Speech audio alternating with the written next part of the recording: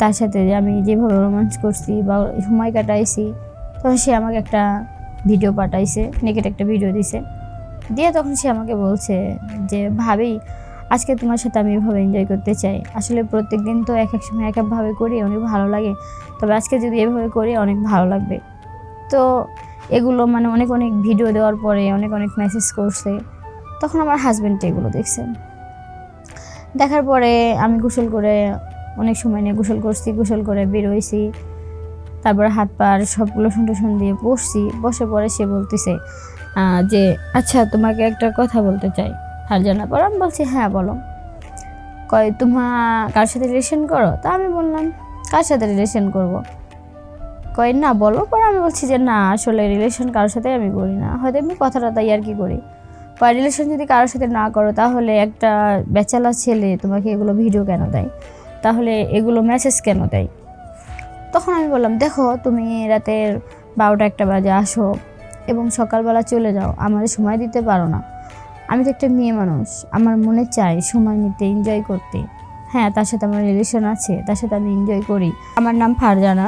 তো আমার জামাই একটা মুদিখানার দোকান করে। তো আসলে আমার জীবনের একটা কাহিনী আপনাদের বলি। সেটা হচ্ছে আমি দোতলায় থাকি এবং আমার নিচতলা একটা ভাড়াটে ব্যাচেলার ছেলে আছে। তো আমার হাজব্যান্ড, আপনারা তো জানেনই, সে দোকান করে, আমার আসে রাতের 12টা-1টা বাজে, আমাকে সময় দিতে পারে না, আবার ভোরবেলা চলে যায়। তো একটা মেয়ের কিন্তু অনেক চাহিদা থাকে। তখন আমি যে ছেলেকে নিচতলা ভাড়া দিয়েছিলাম ব্যাচেলার, সে দেখতে অনেক সুন্দর, হ্যান্ডসাম। তো আমাদের মধ্যে দুজনে আমি ফেসবুক অ্যাড করলাম, করে দুজনের মধ্যে ভালো আন্তরিক একটা সম্পর্ক হয়ে গেছে রিলেশনের মধ্যে।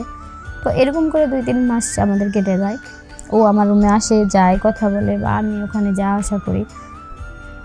সেক্ষেত্রে দেখা যায় দুজনের মধ্যে ভালো একটা সম্পর্ক হয়ে গেছে। হওয়ার পরে হঠাৎ করে একদিন আমার হাজব্যান্ডে যাওয়ার পরে আমি ওকে বললাম আচ্ছা তোমার সাথে আমার তো অনেক সুন্দর একটা রিলেশন হয়েছে, সম্পর্ক হয়েছে। তখন ওই আমারে বলতেছে যে আসো না আজকে একটু এনজয় করি। তখন আসলে আমি না করি নাই, কারণ ওই সময়টা আমার দরকার ছিল। কারণ আমার হাজব্যান্ড তো আসে রাতের 12টা-1টা বাজে, চলে যায় ভোর 5টার দিকে। সেভাবে আমার সাথে সময়ও দিতে পারে না, কথাও বলতে পারে না। এই কথা বললাম পরে আমি আর আপত্তি করি নাই। আপত্তি না করে আমি আমার ভাড়াটিয়ার সাথে রিলেশন করলাম, এনজয় করলাম। তো তাকে আমার খুব ভালো লাগছে। ভালো লাগার পরে আসলে এইভাবে অনেক দিন আরও কেটে গেল। কেটে যাওয়ার পর হঠাৎ করে দেখা যায় যে আমার হাজব্যান্ড বাড়িতে আসছে সেই দিন দুপুর টাইমে, ওই 4টার দিকে। আসার পর আমি বললাম হঠাৎ করে তুমি এই সময় বাসায়? পরে বলতেছে যে আসলে দোকানে একজনকে বসায় রেখে আসছি, আজকে আমার শরীরটা বেশি ভালো লাগতেছে না, চলে যাবো গোসল টোসল করে। তো আমি বললাম ঠিক আছে তাহলে তুমি বসো, রেস্ট নাও, আমি গোসল করি। তো আমি বললাম আমি গোসলে চলে গেছি, সে রেস্ট নেওয়ার জন্য রয়েছে।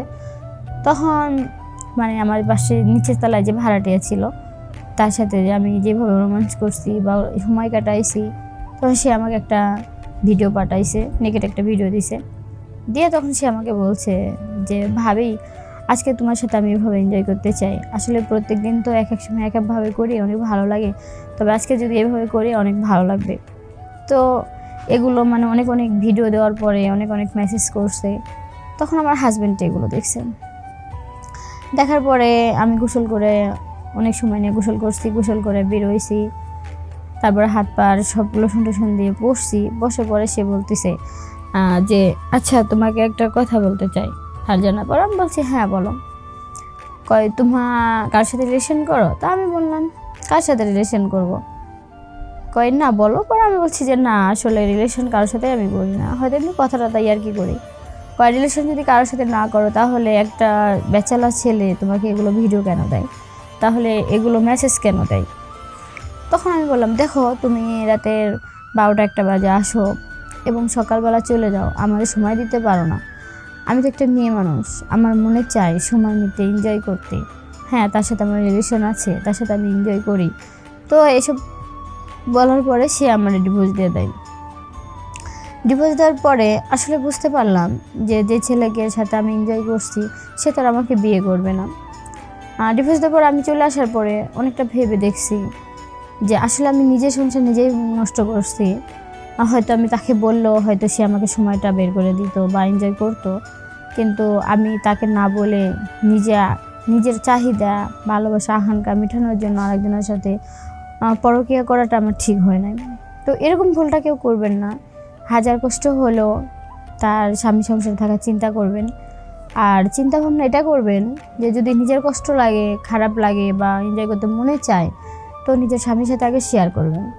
যদি আপনাকে সেই সময় না দিতে পারে, তারপরে বারবার বুঝান, অবশ্যই আপনার কথাটা বুঝবে। কিন্তু আমার মতো হুট করে যদি পরকীয়া করে তারপরে জানার পরে তো এই যে ডিভোর্স হয়ে যাবে। তো আপনারা সবাই ভালো থাকবেন আর সুস্থ থাকবেন।